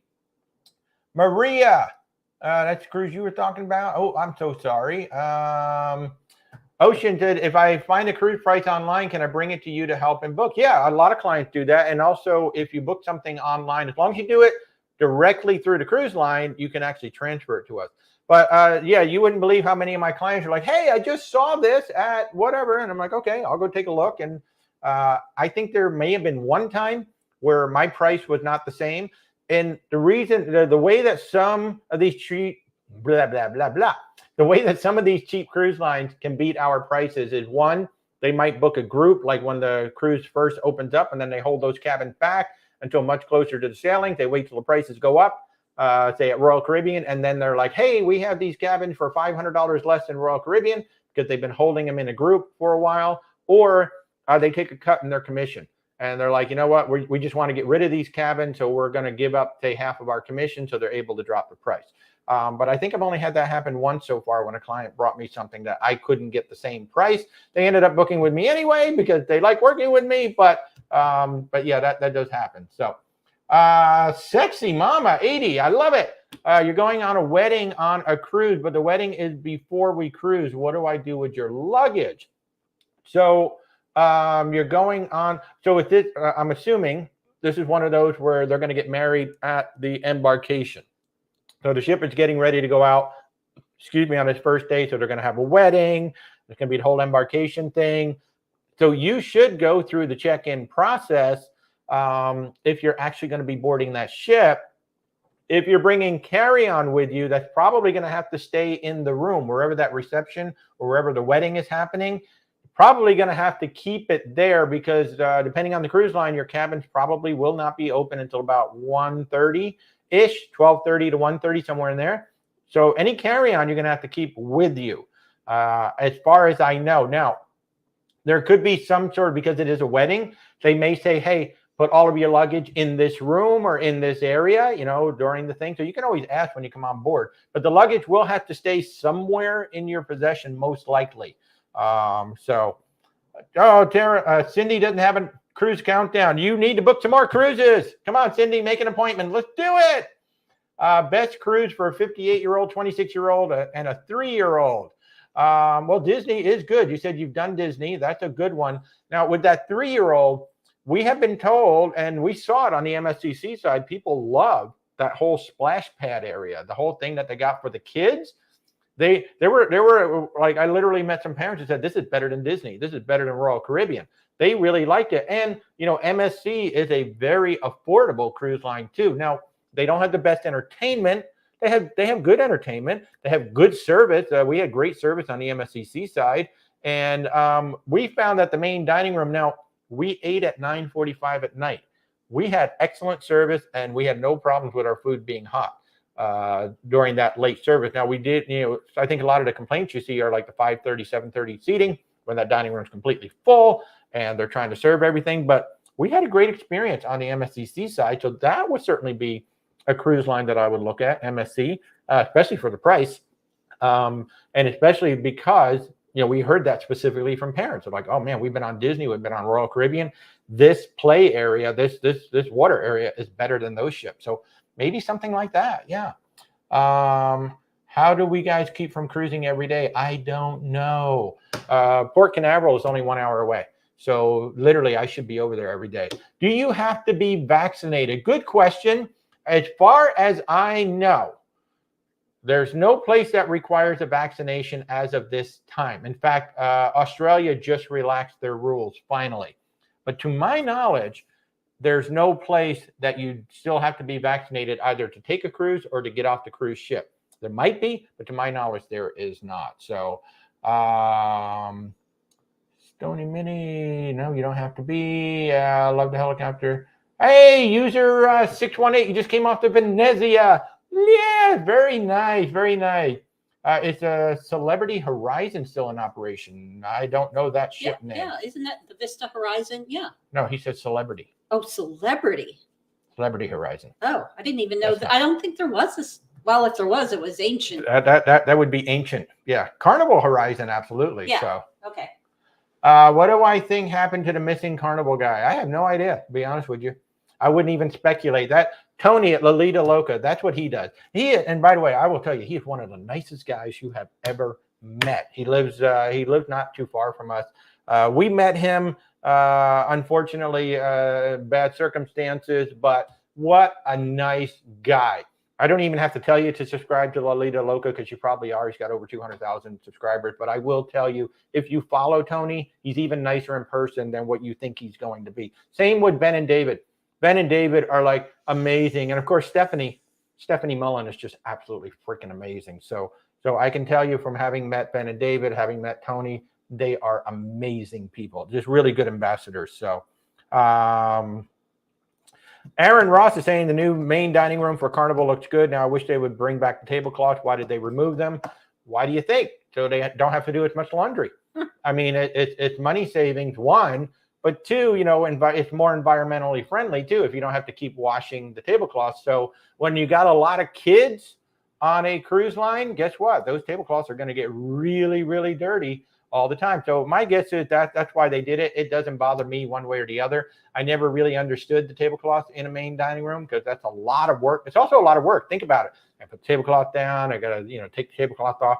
So if you can shave 30 seconds, 1 minute off of time for every single table, that's a lot of time. And you multiply that by every single day, by every single service, by every year, you've actually knocked off a lot of time. So that's probably why they did it. So, why are port fees and taxes so much higher this year? Well, a lot of places are making up for the pandemic. So you're going to see things. And each individual port sets their own fees. So, they do. And a lot of them have just been raising the fees. Yeah, and the Bahamas really are going after it now, too. And we've got notifications for some of our clients that, hey, you now owe more in port taxes. So, Curtis, you're going on a Discovery Princess today out of Seattle. Lovely. You're like at least the second or third person we've seen. Love it, love it, love it.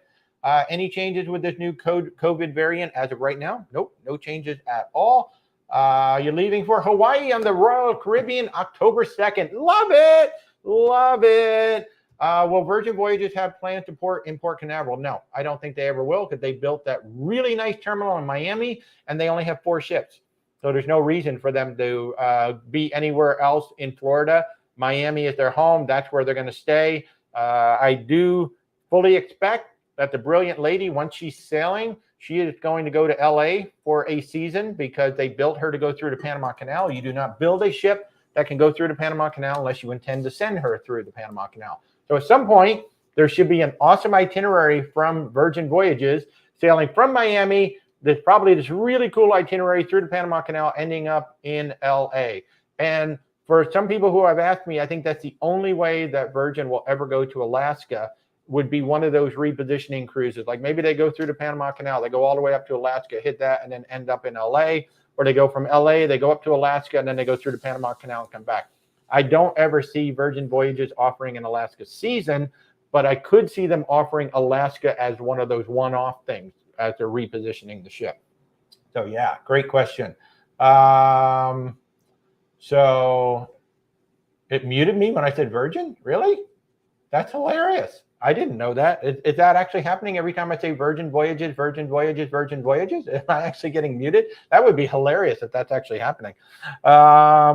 Let's see. Brant, you're sailing the Southern Caribbean out of San Juan next June on the Rhapsody of the Seas. Great little ship. Any recommendation for a hotel the night before near the Pan American Pier? Not offhand. I actually have a little list of them in my list. I mean, if you want to reach out, you can drop me an email just drop me an email or a contact. I've got a little list of some of them. I think they are near the Pan American Pier, and I found some really cute ones, really cute, like little boutique ones that you can literally walk to the port. You can come out of the hotel and just walk down the hill, and you're going to be right there at the port. So reach out. Just drop me an email, info@where'swaltertravel.com, or I think it might be in the description below as well. I'll just send you the hotels. Yeah.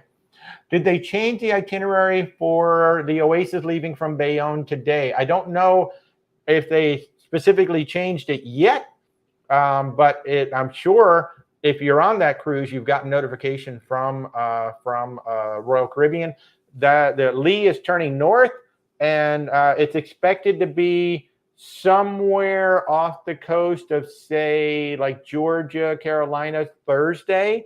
So if you're coming south, that's obviously going to affect you. So just keep an eye out. They probably will. They probably will. So can I meet the Costco price and the rebate amount? Well, I can't do anything about the Costco card at all. So obviously, that's a Costco thing. More often than not, our prices are exactly the same. The prices are set by the cruise lines. Occasionally, Costco will have some, they don't announce it as a group cruise, but they have group rates. Purchased a big block. Right, which our consortium, Travel Leaders Network, does as well. So I have access to about 3,500 different groups. Now, a lot of our groups, it's not so much a group rate cheaper. What they've done is they've made these amenity sailings. So like we may have sail away parties, we may have some onboard credit, we may have some free shore excursions. That's what we offer. But the thing about Costco, and I mean, they're great. They have that Costco cash card. I can't. But I would say that about probably 90% of the time, our prices will be exactly the same as Costco. Exactly the same as Costco. Because again, the cruise lines control the prices. So everybody's like, oh, I'm going to get a better price at this website. And most often you're getting a better price at that website because you haven't added the port fees and taxes in yet. Once the port fees and taxes go in, it's the same price as us. So what is my favorite cruise line? Literally, it's whatever one I'm on at that moment. I love them all. We love them all for different reasons. I mean, even MSC, I can't wait to get back on MSC. You know, they all have different offerings. And I'm the kind of guy, I know there's people, I'm loyal to Royal, you know, I bleed Carnival, you know, whatever it is you really like. But to me, I get bored if I'm going on the same thing all the time. And I mean, it's just like, okay, we walked on the ship. Okay, yeah, you know what? Like it could be if I did like 4 or 5 cruises in a row on the same cruise line, especially if it was a similar cruise ship layout, I would be bored. So I like variety. So I like them all. And, you know, some we enjoyed more. Like I'll tell you flat out, best cruise ever, Alaska. I mean, just no, hands down, nothing has even come close to Alaska. But we haven't been over in Europe yet. So that's like the next thing. I want to take Cunard, really want to get on Cunard. I want to experience it one time. I mean, yeah, it's hoity-toity. They don't have a dress code. They have pictures. They have pictures. They like literally have this whole gallery of pictures of what they want you to wear. I just cracked up. But I'm like, okay, I want to experience that one time. Definitely want to get on Viking. I want to get on Oceania. I want to try Azamara. I just like cruising. So I don't really have a favorite cruise line. So are cruises cheaper far in the future, or are they cheapest last minute? They don't. I'll tell you what, last minute has been going up, up, up, up, up. As a great example, our Virgin Voyages Thanksgiving cruise was 2.5 times the price when it sold out as when we first started selling. So right now, cruise lines are giving great deals. If you're booking, like right now, if you're booking 2025, you're getting amazing deals on the 2025 cruises right now. The prices are amazing. In some cases, you're getting some great onboard credit. So right now, the best prices for cruises are like when they first drop. And what's really good about working with a travel advisor, I think you asked about the travel advisor too, is if there's a price drop and you see it, or I see it, I just simply call the cruise line and say, hey, adjust the price. Now, you won't get, like if there's some, oh, we're going to give you $500 onboard credit now. The only way you get that is if we cancel and rebook you. But if the price simply goes down, we can get your price adjusted up until the final payment. Once you make final payment, they're not going to adjust the price anymore because they're not going to give you a refund. Sometimes they'll give you onboard credit. But up until final payment, we can get that price adjusted. So, yeah. Kurt is asking if we've ever done a Sandals Resort. We have not. And we have not booked one either. We have booked RIU. We have booked, I think, Secrets. And there's one other that I'm blanking on. But no, we haven't booked or done a Sandals Resort yet. But we do represent all-inclusive resorts. So if you're interested in one, we can certainly talk to you about it. How would I rate the food on the Allure of the Seas? Well, we've not been on Allure, but we were on Symphony, and I thought it was actually quite good. I have an entire, if you go onto our YouTube channel, Where's Walter Travel, I have a full food review from the Symphony of the Seas. I think Royal Caribbean has some of the better specialty dining out there. You know, just like as with anything else, food is subjective. I thought the main dining room was really weak on the Symphony of the Seas. Okay. Yeah, I mean, it was okay. It wasn't like, oh, wow, this is great. Like Princess. Oh, my God. Princess main dining room was amazing. On the Sky Princess, holy crap. That was like we could have eaten in the main dining room every single night. I would have been perfectly fine with that. But the specialty dining is quite good. I love the doghouse. That was fun. El Loco Fresh was, you know, Taco Bell, maybe. Taco Bell might be better than El Loco Fresh. It just wasn't that good. But Playmakers, oh my goodness, people, if you're going on Royal Caribbean and they have a Playmakers, those were the best wings at sea.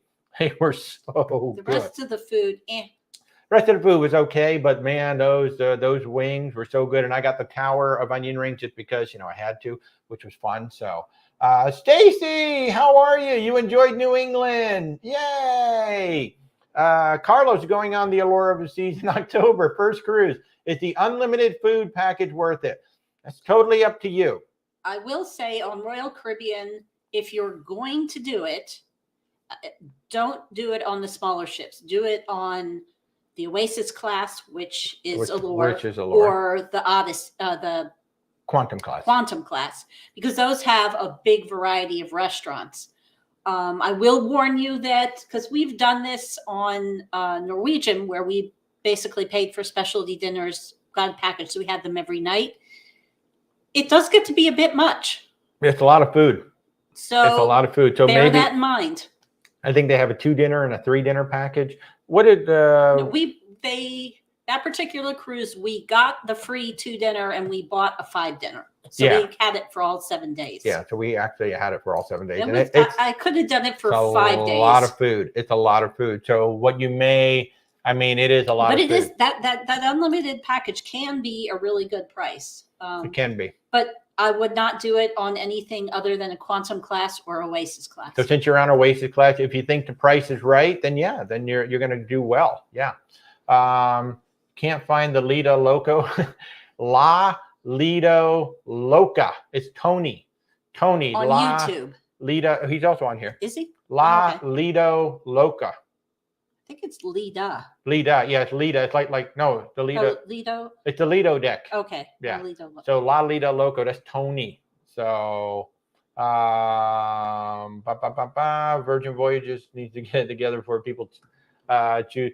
Well, they didn't cancel thousands of cruises. No, they canceled 4 months of cruises. But as I have said a few times on here, my guests who were canceled are now flat out excited, because I have people who were booked on 7-night cruises in the Caribbean now doing 14 to 15 nights in the Mediterranean without paying any more money, and Virgin Voyages is giving them $600 of onboard credit. So it's a bummer that the cruises got canceled, but now all of my guests are excited. They're like, oh my God, this is like the best, and it is the best deal ever. Usually when something like this happens, go look at the Norwegian Prima, go look at the Norwegian Viva, and every cruise line, I think there's been 1 or 2 ships that maybe came out on time. Pretty much every cruise line is missing the deadline of ship delivery. So which is this is a big one. Downside of booking a maiden voyage. Yeah, and typically I would say book 3 months out. Well, that wouldn't even have worked on this one, because they canceled them all. But typically when a cruise line cancels your cruise, you're going to get your refund, and you might get some future voyage credit or a discount on a future cruise. What Virgin Voyages said is, you go pick any one of our cruises. We don't care which one it is. We don't care how long it is. You get your same cabin category without paying another dime, and we're going to give you $600 of onboard credit for the inconvenience.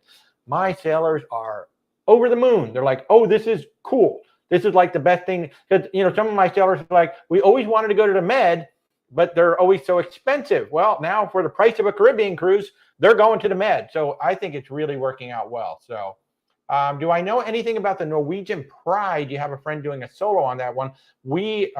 That's Pride of America you're talking about? Because I don't think there is a Norwegian Pride. There's a Pride of America, which is in Hawaii. And I believe, if that's the one you're talking about, like Pero DJ has actually recently done a vlog on that one. And you can check that out. It looks like a great ship. Rebecca's mom did it a few years ago in Hawaii and absolutely loved it. We haven't been on it yet. That's another one of those that I really want to do. There's so many that I want to do. There's so many cruises. There's over 325 cruise ships. If I could, I would sail on every one of them except one. There's just one I'm not going to go on. But so let's see. Favorite port cruise stop? Oh, that's a good question. So far, Alaska, all 3 of those in Alaska. But if you talk about the Caribbean, I really love San Juan, like St. Thomas. Tortola had flat out the best catamaran that we've ever done. Tortola is beautiful. Absolutely beautiful. So I think those are three of my favorites. Of course, Grand Turk is always nice because you got that perfect Instagram moment right there in front of the ship. It literally looks like the ship is pulling up to the dock. And I will say, for a private island, I'm kind of leaning towards Ocean Key from MSC over Coco Cay. I mean, Coco Cay is fun. I mean, it's big, fun island, and they're going to have an adults-only beach opening up soon for the Icon of the Seas. But I kind of like Ocean Key. I like the naturalness of it. So yeah. So how many sit around the pool on a cruise ship? Well, that depends on how big the pool is and how big the ship is. Whether it's a sea day or a port day. Yeah. Are smaller, more intimate cruises better? That's up to you. Some people really like to have a lot of people around them. There's a lot to be said for your Viking, your Oceania. You're talking about 600 to 1,000 people on a ship versus, up to 6,500. So it all depends on what you want. And we like them all. We've been on the Island Princess from Princess Cruises. I want to say it's around 2,000-ish. And we've been on the Symphony of the Seas, which is, pushing 6,000 or so. So, and they're different experiences. So it's not that one is better than the other. They're two different experiences, and ourselves and some of our clients like both. Sometimes you want to be on a big ship that has everything going on, and another times like, I just want to chill, relaxing time. And one thing that's very exciting is that the CEO of Royal Caribbean hinted that, yes, we do need to build new small ships too, to start replacing, the Vision, the Rhapsody, the Serenade. I mean, those ships are getting up in age, and there's only so much you can do to a ship that's, say, 25 years old. They've got so much new technology. There's so many things they can do now that they've learned from the big ship that they can bring down to the smaller ship. So that's exciting. I can't wait until we start seeing some more smaller ships that are not just coming from Viking, not just coming from Oceania. It would be nice to see Royal Caribbean, Norwegian, even Princess, building brand new small ships with all that modern technology. So I don't think one is better than the other. They're just two different experiences. So yeah. Nurse Tara hit it right on the head. Margaritaville at sea. I'm not going on that ship. I don't sell that ship either. If you were to ask me for the ship, I'll give you the phone number to call them. I'm not going to be responsible for booking you on that. So have I ever done LA to Hawaii? No, I haven't, but I have booked multiple clients on it. And, it's one of those things that you got to realize you're going to have like 9 sea days. So I think the ship is actually almost as important as, the itinerary. You got to be on a good ship because you're going to be on that ship for 9 days. You got to be entertained. You got to enjoy it. I like the Royal class from Princess. When they're there, you got to keep in mind that that's kind of a cruise that you want to take when the ships are back from Alaska. So you've got the biggest selection of them. That's usually when they're going to do it anyway over that time. I love the Royal class.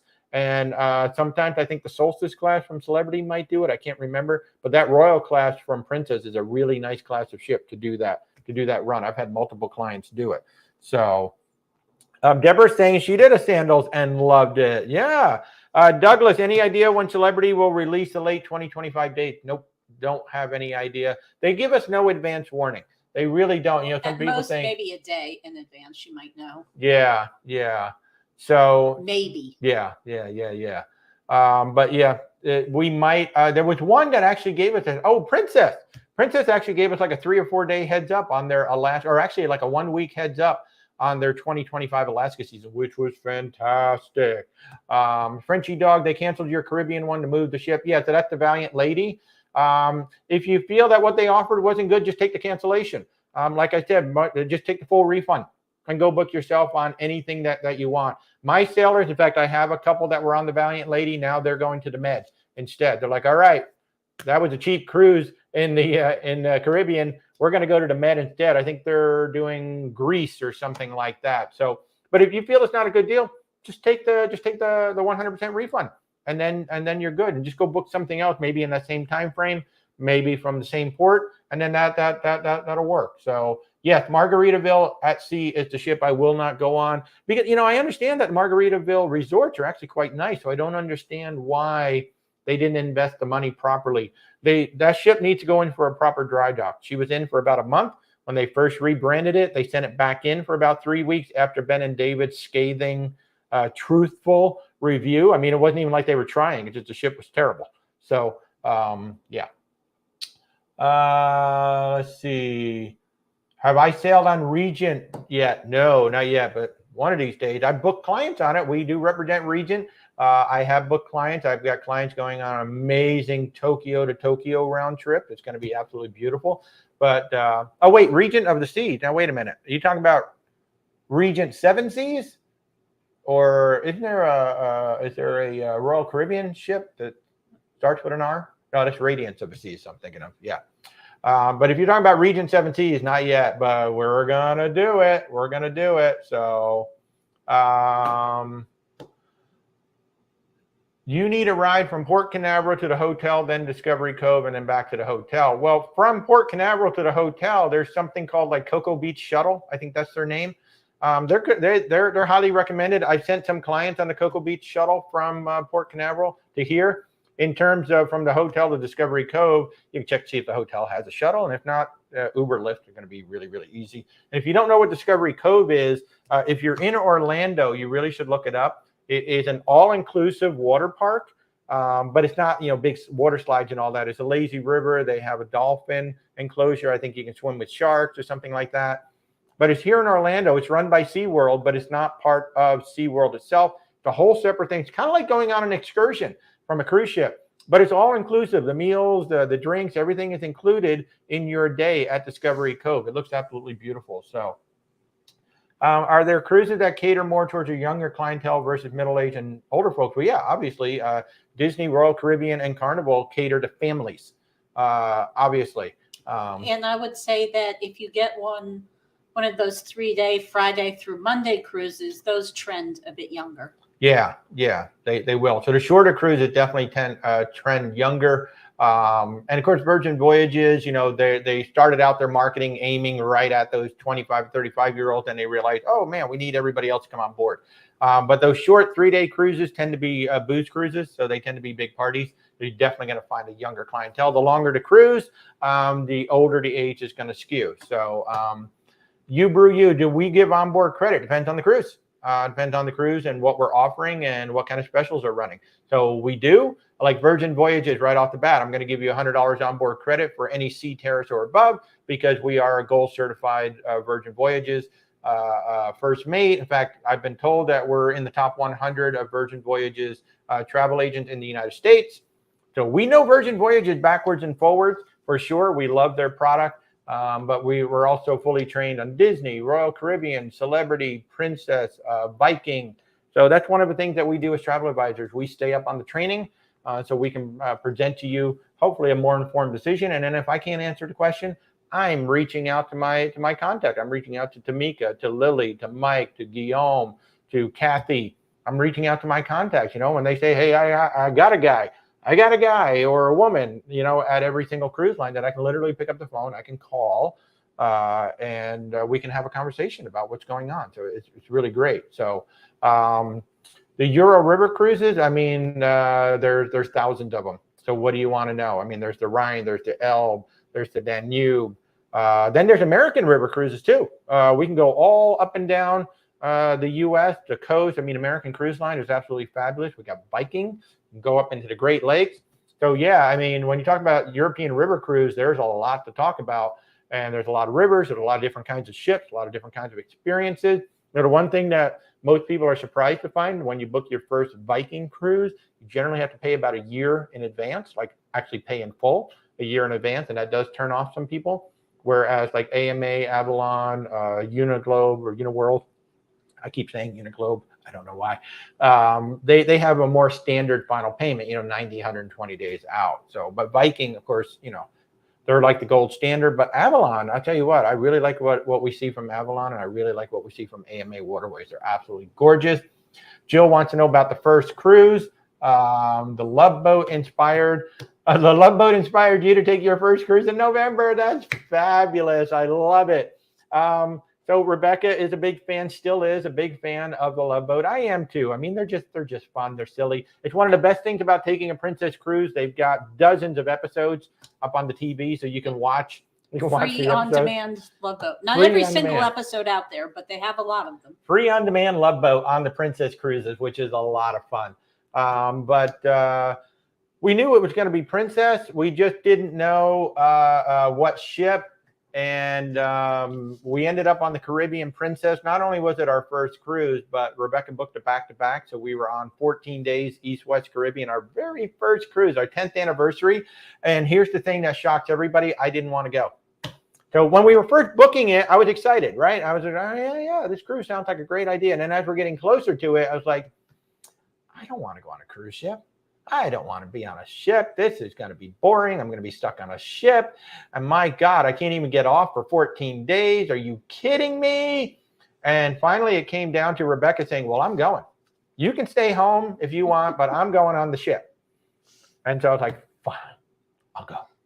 Great.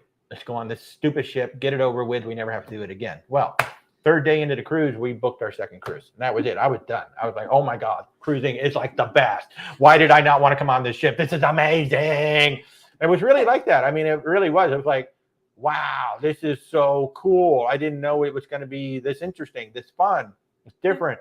Food was fun. The people were fun. I had such a great time meeting so many people. You know, at that time, it definitely was like, you know, hey, we'll just sit you down with a random group of people and you meet folks. And it was so much fun meeting so many people and hanging out by the pool. And what I really appreciated that I didn't really think about was the fact that, you know, once you unpack in your room, you're done. You don't have to get in a car. Okay, where do we want to go for dinner tonight? What do we want to go see tonight? You got to get in a car and go there. You got to get in a car and go there. Or you got to go out and walk to wherever it is. Whereas on a cruise ship, like literally everything's just right there. And then tomorrow morning, I'm going to wake up and my hotel is somewhere else. And I was like, this is so freaking cool. It was just the fact that I didn't have to get into a car. I didn't have to go anywhere. I was like, this is so much more relaxing than, like, you know, even Disney World, right? You go to Disney World, well, you got to get on the bus. You got to go to the park. Now you got to do all that running around in the park. You're standing in line. You're doing this. You're doing your rides. It's a great time, but it's a lot of work. Whereas a cruise, it's not really a lot of work. You know, it's a lot of, we do all the heavy lifting for you, you know, figuring out, well, here's the ship that we think you should go on. Here's the excursions that are going to be good for you and all that. So we do all the heavy lifting for you. So by the time you get on the ship is just a relaxing experience. So that was our first cruise. I went from not wanting to go to booking. We booked one. We may have booked two while we were on the ship. And that's it. I've been hooked ever since. Yeah. And because you actually did join me on our 10th anniversary cruise, we are now getting close to 27 years. 27. Not sure that would have happened if I'd been on my 10th anniversary cruise by myself. Yes. And Nurse Tara is laughing. She's like, my husband was the same way. 30 minutes in, he was like, wait, they feed us lunch? Yes. Breakfast and dinner too. Now with my nephew, when we had dinner on the Carnival Mardi Gras, he's like, can I have a second dinner? And I went, yeah. He's like, oh, I love cruising. This is the best. He's like, I can have 2 dinners. I'm like, you can have 3 dinners. You can do whatever you want, dude. Just go for it. And so, yeah, once people discover that. But our plan now is to have our 30th wedding anniversary on a celebrity ship wherever Captain Kate is. I'd like to have Captain Kate renew our wedding vows. I just think that would be so much fun. And it's so much easier. You know, with weddings, you have to decide whether it's going to be a legal wedding or a ceremonial wedding. And we do that, by the way. We've got one currently booked. We're talking to another bride about potentially doing her wedding on a ship as well. But when you're doing vow renewals, there's nothing legal about that. It's just we want the captain to do it. And hopefully Bug will be there too. It'd be so cute to have Bug with us as well. But that's our plan. So, yeah. Hey, good morning, Gloria. How are you? Andy, you're looking to get a gig as a musician. I have no connection for that. But what I will tell you, look up Nick Weir. It's either W-E-I-R or W-I-E-R, Nick Weir. He's the head of all entertainment for Royal Caribbean. Very active on social media. You'll find him on Twitter. You'll find him on LinkedIn. Reach out to him. He's literally the guy. He's the guy who develops all the shows. So that's the guy I would reach out to. Why not start at the top? So, yeah, see? Ocean saying he thought he'd be claustrophobic. A lot of people say that is their big fear. Oh, my God, I'm going to be claustrophobic. I'm going to be closed in. If you can go to a hotel or you can go to a resort and not feel claustrophobic, that's a cruise ship. Take the hotel, take a Las Vegas resort, put it on the water. That's a cruise ship. So if you're comfortable being in a resort, you're comfortable being in a hotel, and you're not claustrophobic in either one of those, you are not going to be claustrophobic on a ship. when you walk into an atrium that's 3 stories tall, it's hard to be claustrophobic. The only things that are tight are the hallways when you're walking to your cabin. Those are small, and you might feel a little bit of something, but there's a lot of room in front of you. There's a lot of room behind you. So, claustrophobia, maybe with the elevators, maybe, and maybe with the hallway. But in terms of the ship itself, it is a hotel. It is a resort sitting on the water. It is anywhere from, say, 6 to 14 stories tall. These are big structures. So I don't know what people are thinking a cruise ship is before they've gotten on one. Like even my brother-in-law, Randy, he was looking at the Mardi Gras. He's like, holy crap, this thing is big. I'm like, yeah, it's big. It's a building, right? It's a building on water. And then we walked in and he's like, wow, this is amazing. This is awesome. And that's usually the reaction that most people get when they walk in. It's like, wow, this is not what I expected at all. And I always wonder, what did you expect? When you go to a Las Vegas resort, right, you walk in and you're expecting to see this really awesome lobby. You're expecting to see some really cool things. It's like, what are you expecting to see on a cruise ship? It's like a little dingy, duck under the thing. It's like, I think people picture a submarine. I think that's what people picture. It's like, it's going to be like a submarine. I'm going to be walking down these little tight hallways and doing all this stuff. And it's like, no, that's not what the modern cruise ships are like at all. The modern cruise ships are big, they're spacious, they're wide, they spread people out. Even the ship that have 7,000 people on them, like we went on the Symphony of the Seas literally over the holidays. Like we got off the ship on Christmas Eve. It was a full ship. We had no problems getting around the ship because those ships are designed. They put activities and events on multiple decks, spreads people out, gets people moving around the ship. We had no problems moving around or eating or anything like that. So yeah. Nurse Tara is waiting for Celebrity to release their May 2025 itinerary so she can plan her vow renewals. Yay, that'll be awesome. Maybe we should look for Captain Kate. See if we can find a Captain Kate ship. She's going to be in the Caribbean for a while now. So yeah. Thank you, Jill. Thank you, Jill. Thank you, Gloria. Disney Addict, your first cruise was the Carnival Sensation in 2012. Then you did 2 Disney and 4 Royal Caribbeans, right? Isn't that fun? Isn't it fun? I think it's so fun to like bounce around and things, and you just don't know until you get on the ship. Now, look, cruising is not for everybody. I fully admit that. We sell land tours. We sell, other things besides cruises. I just think even with all the price increases, we've seen cruising is more expensive today than it was before the pandemic. There's no doubt about that. But I think even with a lot of the pricing increases, there are still a lot of cruises out there that are excellent values for what you pay versus you go to a resort and you got to pay for the food, you got to pay for the entertainment, you got to pay for the Uber Lyft to get you around, you got to pay for parking if you're bringing your own car, all of that.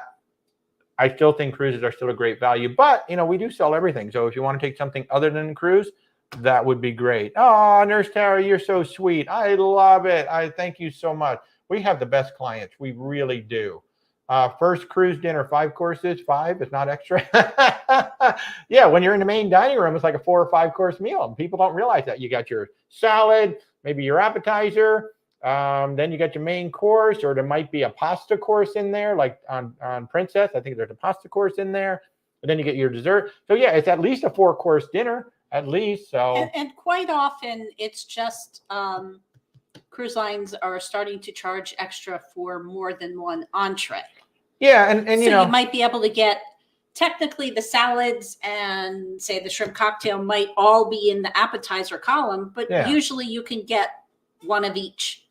Yeah. And you can always ask if it's going to cost extra, they'll let you know. Exactly. And some people, well, I can't get a second entree for free. I got to pay for it. You know what? The buffet. Go up to the buffet. Buffet's waiting for you. Go on up there. You can have 3 or 4 more entrees if you want to. I mean, think about it. When you go to a Las Vegas restaurant, can you just say, hey, can you bring me another steak? Sure, that'll be $45. We'll gladly bring you another steak for $45.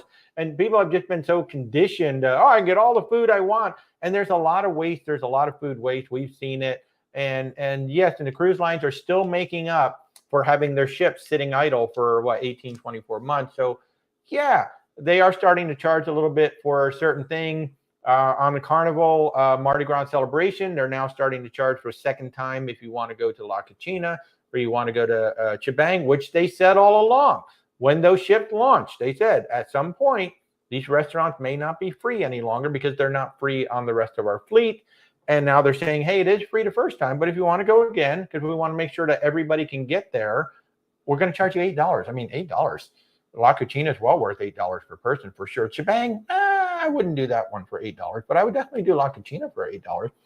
Cruise line is like a Las Vegas strip on the water. Absolutely. That's the best description I can give of a cruise ship. It is a Las Vegas resort on the water. You know, you got your entertainment, you got your pool, you got a really nice room, you got the food, you got amazing service. Well, the one thing that a cruise line has that Las Vegas resorts don't have is amazing service. I mean, Las Vegas resorts, you'll get decent service at the lobby, but then beyond that, in the restaurants, though, I usually get good service in the restaurants. So, Julie, once my husband realized everything was already paid for, he was hooked. Right. And you can literally go on a cruise without paying another dime if you want to. We have been on the Virgin Voyage of Scarlet Lady twice. We have had really amazing meals. We've had all kinds. The only thing we paid for is the coffee and the alcohol. That's it. Every restaurant on that ship is included, so it's absolutely fabulous. So, but yeah. So charging, I think Carnival is charging for all of the second entrees. Some of them are charging just for lobster. I mean, it's Royal that's charging for the extra lobster. Yeah. So, but I mean, if you're going to have a second entree, I got no problem with you paying for it. I mean, that's on you. You want that second entree? You want that second thing? Yeah, I think you should have been charged for it all along, to be honest with you. But if you don't want to pay for it, there's the buffet. There's usually some other free venue. Yeah, I mean, there's going to be a buffet. There's probably going to be ice cream. There's going to be food on the ship. I mean, it's funny. I hear people talk about MSC. Oh, there's no 24-hour food on MSC. I'm like, okay, so the pizza's open until 2 in the morning or 1 in the morning. Yeah, they don't have those little free venues spread out throughout the ship, but the pizza's running from 12 noon until 1 or 2 in the morning. There's usually a buffet open. The affogato is only $7. I got no problem with that. Jill's asking, have we been on a Princess California coastal cruise? Wondering what it's like. We have not yet. We have not been on a West Coast cruise yet, other than Alaska. We did that round trip. No, not round trip. We did it out of 14 days. We did 7 days on land in Alaska. Then we ended up in Vancouver at the end of a 7-day cruise. We haven't done a West Coast cruise yet. The only thing I'll say about the California coastal cruise is it will include a stop in Ensenada. Stay on the ship. Yeah, you can watch Stephanie. Actually, we've been getting more and more of our clients who are taking those Mexican Riviera cruises saying that it's just not as nice. Even Puerto Vallarta, even Mazatlan, they're saying they're just not as nice as they used to be. Well, Ensenada's never been particularly. Yeah, Ensenada is just scary. I would not get off Ensenada at all. I mean, if you're doing a ship-based excursion that's going to bring you right back to the port, yeah, maybe. But if it's going to drop you off somewhere and then make you get back to the port, I wouldn't. I mean, just go watch Stephanie, Ben and David in Ensenada. It's just not a very clean place. I wouldn't. It's a great place to do a ship day. Just stay on the ship, enjoy the ship. Have a nice lunch. Everybody else pretty much stays on the ship too. Yeah, that's true. Very few people get off in Ensenada. Yeah, Tammy's saying going again in March, would not get off in Ensenada. Yeah, I would not recommend. Falmouth, Jamaica, Ensenada. I mean, Falmouth, Jamaica, we have personal experience there. We had a lovely excursion the first time we went. We went to a tea. We did a high tea at a plantation. Yeah. And it was lovely. But man, once that bus pulled out from the pier, from that secure area, got out of the gate. It was scary. I was like, wow, I'm glad we're on this bus because it was just scary. And then, we heard people talk, oh, we were walking around and we were getting $2 beers and this, that, and the other. And I was like, good. I'm glad you got back to the ship safe. That's not me. Not me. So Matt did a wine tasting excursion in Ensenada. It was all right. Yeah. Somebody saying they took a bus tour in Ensenada and nearly decapitated 2 times by power lines. I'll tell you what, all those Caribbean islands, you see those power lines and stuff all over. Oh my goodness gracious. We were in the Virgin Islands, and man, that little shuttle ride to get, we were doing a food tour, so we had to take a shuttle to the other side of the island. It was like, it's like, wow, this is a really interesting road. And then you see how all the power lines are done, and you're like, gee, I wonder how they lose power all the time. It's like they've got them tied up and poles and things like that. Caribbean's a lot of fun. But anyway, all right, folks, we've been doing this almost 2 hours, so I'm going to have to wrap this up because I actually have work to do today. I have multiple meetings with clients today. So again, Thursday night, if you just tuned in Thursday night, if you're interested in Oceania Cruises, I'm going to have Guillaume from Oceania Cruises joining us on Thursday night at 8:30 p.m. Eastern time, only on our YouTube channel. So if you're interested in Oceania, I'll tell you what, some of the prices are amazing, especially if you're doing like the Med, Alaska, even in the Caribbean, because we can get you the flights wrapped in. I definitely need to do a TikTok talking about flights and cruise line, because there's some cruise lines you don't want to do the flights, other cruise lines you do. Sometimes better to do independent, so we definitely got to talk about that. But Thursday night, I am going to have Guillaume joining us from Oceania on our YouTube channel. That should be a great discussion all about all things Oceania. And so for all you folks over there on the YouTube channel, thank you so much for joining us. Have an amazing